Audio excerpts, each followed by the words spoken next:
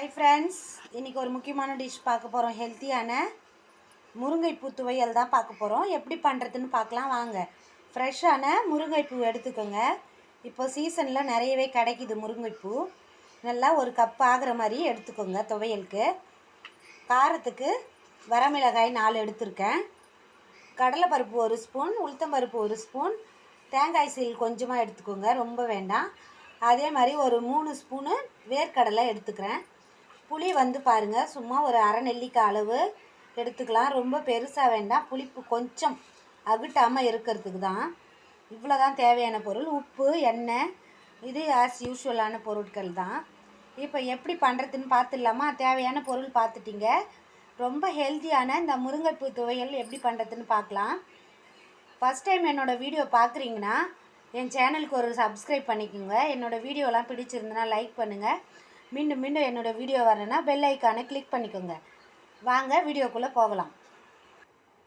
இந்த பூவை நல்லா வாஷ் பண்ணிவிட்டு ஒவ்வொன்றா கிள்ளி வச்சுக்கோங்க. இந்த மாதிரி பூ கொத்து கொத்தாக இருக்குது இல்லையா? இல்லை உதிரத்து கூட ஒரு மண் படாமல் இருந்ததுன்னா நீங்கள் எடுத்துக்கோங்க. ஆனால் எப்படியா இருந்தாலும் லேசாக மண் இருக்கும். அதனால் நம்ம மரத்துலேருந்து பறிக்கிறது தான் கொஞ்சம் நல்லாயிருக்கும். ஃப்ரெஷ்ஷாகவும் இருக்கணும் பூ. ஏன்னா கொஞ்சம் வதங்கிட்டாலும் கொஞ்சம் சிறு கசப்பாக இருக்கிற மாதிரி நமக்கு தோணும். அதுக்காக சொல்கிறேன். நல்லா ஒரு வீட்டில் எவ்வளோ பேர் இருக்கீங்களோ அதுக்கேற்ற மாதிரி எடுத்துக்கோங்க. நான் ஒரு 4 பேருக்கு தேவையான துவையல் தான் பண்ண போகிறேன். ரசம் சாதத்தோடு சாப்பிட்டோம்னா அவ்வளோ ஹெல்த்துக்கு நல்ல பெனிஃபிட்ஸ் நிறைய இருக்குது இந்த முருங்கைப்பூ துவையல். இப்போ எல்லா பூவையும் அது மாதிரி சுத்தம் பண்ணிக்கலாம். பேன் நல்லா சூடு ஏறினதும் தேவைக்கேற்ப வதக்கிறதுக்கு எண்ணெய் போட்டுக்கோங்க. எண்ணெய் போட்டுட்டு உளுத்தம்பருப்பு, கடலைப்பருப்பு, இந்த வரமிளகாயும் சேர்த்துக்கலாம். காரத்துக்கு எவ்வளோ தேவையோ அவ்வளோ சேர்த்துருங்க.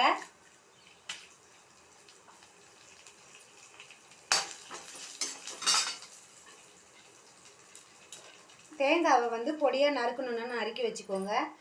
இல்லை ஒரு திட்டமான பதத்தில் கட் பண்ணிக்கோங்க. தேங்காவை துருவி போட்டிங்கன்னா ரொம்ப நல்லது. ஏன்னா மிக்ஸி ஜாரில் அரைக்கிறது கொஞ்சம் சுலபமாக இருக்கும் இல்லையா? அதுக்காக சொல்கிறேன். இப்போது நான் காண்பிச்ச எல்லா தேவையான பொருளையும் போட்டுட்டேன். புளி, உப்பு கடைசியாக தான் சேர்க்க போகிறோம். சுத்தம் பண்ண இந்த முருங்கைப்பூ 1 கப்பை இதோடு நம்ம சேர்த்துட்டோம்.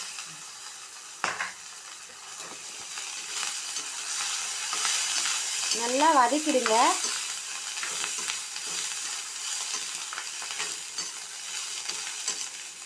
அந்த பச்சை வாடை போகிற அளவுக்கு நம்ம வதக்கிக்கணும்.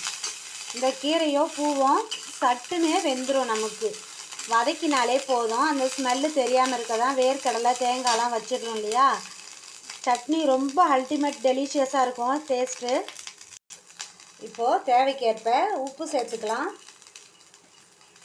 கூடவே புளி ரொம்ப பிடிக்காதுங்க, சேர்க்கலனாலும் அவசியம் இல்லை, சும்மா கொஞ்சம் சேர்த்துக்கோங்க.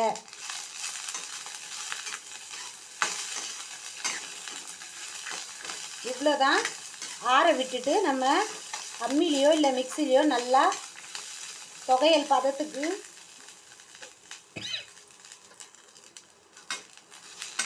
இப்போ ஆஃப் பண்ணிவிட்டு ஸ்டவ்வை நல்லா ஒரு 10 நிமிஷம் ஆற விட்டுருங்க. அம்மியானால் சூடாகவே நீங்கள் அரைக்கலாம். நம்ம ஆற விட்டுட்டு ஜாரில் போட்டு நல்லா அரைச்சி எடுத்துக்கலாம். ஆற வச்ச இந்த முருங்கைப்பூ வதக்கினது எல்லாத்தையும் சேர்த்து நம்ம ஒரு ஜாரில் போட்டுடலாம். போட்டுட்டு கொஞ்சம் ஃபஸ்ட்டு ஒரு ஓட்டு ஓட்டிட்டு அதுக்கப்புறமா தண்ணி சேர்த்து நம்ம அரைச்சிக்கலாம். நல்லாவே சட்னி அரைக்கிற மாதிரி அரைச்சாச்சு. லேசாக தாளிக்கலாம், அப்படி இல்லைன்னா அப்படியே கூட நம்ம சாப்பிட்டுக்கலாம். ஆனால் முருங்கைப்பூ ரத்த சோகை உள்ளவங்க, இல்லை பிளட் சர்க்குலேஷன் கம்மியாக இருக்கிறவங்களாம் இந்த மாதிரி நீங்கள் நம்ம முருங்கைப்பூ நிறைய பேர் சாப்பிட முடியாதுன்றீங்க, அவங்களுக்கு தான் இந்த மாதிரி சட்னியோ துவையலோ அரைச்சி கொடுக்கலாம். சட்னி இப்போ நம்ம கார சட்னிலாம் அரைக்கிறோம் இல்லையா? அதில் கூட போட்டு பூவை வெங்காயம் தக்காளியோடு சேர்த்து வதக்கிட்டு அரைச்சிங்கன்னா சட்னி அவ்வளோ அல்டிமேட் டேஸ்ட்டாக இருக்கும். இப்போ பாருங்கள், ரொம்ப அருமையாக ரெடி ஆகிடுது. தாளிச்சிக்கலாம் வாங்க. இப்போ தாளிச்சிடலாமா? அரைச்சிட்டோம் இல்லையா?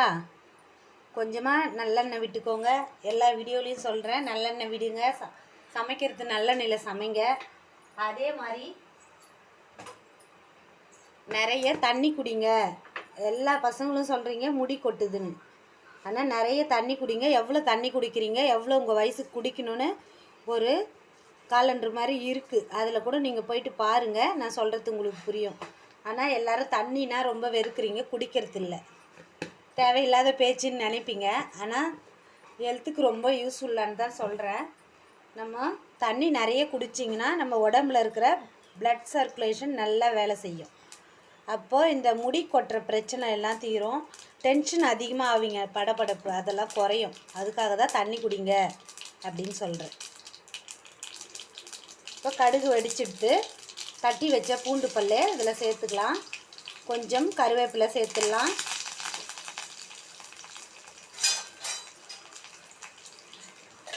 இதோடு இந்த அரைச்சி வச்ச முருங்கைப்பூ துவையலை சேர்த்துக்கோங்க.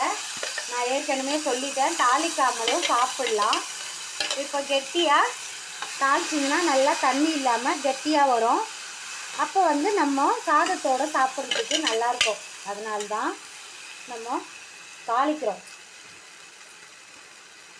தாளிச்சோம்னா டேஸ்ட்டு இன்னும் கொஞ்சம் இந்த பூண்டு வாசமெல்லாம் சேர்ந்துச்சுன்னா டேஸ்ட்டு நல்லாயிருக்கும்.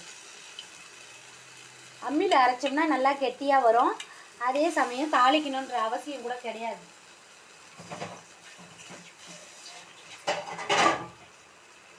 இப்போது அருமையான முருங்கைப்பூ துவையல் ரெடி ஆகிடுச்சு பாருங்கள். நீங்கள் சாதத்தோடு சாப்பிட்லாம், இல்லை டிஃபனோட பிரேக்ஃபாஸ்ட் இட்லி தோசையோடு சாப்பிட்லாம், பூரி சப்பாத்தியோட கூட சாப்பிட்லாம். அவ்வளோ இம்யூனிட்டி பவர் நிறைஞ்சது இந்த முருங்கைப்பூ துவையல். பரிமாற தயாராகிடுச்சு. சூப்பரான அருமையான முருங்கைப்பூ துவையல் ரெடி ஆகிடுச்சு பாருங்கள். பார்க்கவே எவ்வளோ அருமையாக இருக்குன்னு, டேஸ்ட்டும் அல்டிமேட்டாக இருக்கும். நீங்கள் ஒரு டைம் செஞ்சிட்டிங்கன்னா, நான் சீசன் அப்போல்லாம் செய்வேன், ஒரு டைம் நீங்கள் செஞ்சு சாப்பிட்டு பாருங்கள், விடவே மாட்டீங்க. இவ்வளோ ஹெல்த்தியான டிஷ்ஷை இவ்வளோ நாள் மிஸ் பண்ணிட்டுமேனு யோசிப்பீங்க. நான் சாப்பிட தயாராகிட்டேன் பாருங்கள். Thank you. Thank you for watching my video. Bye friends.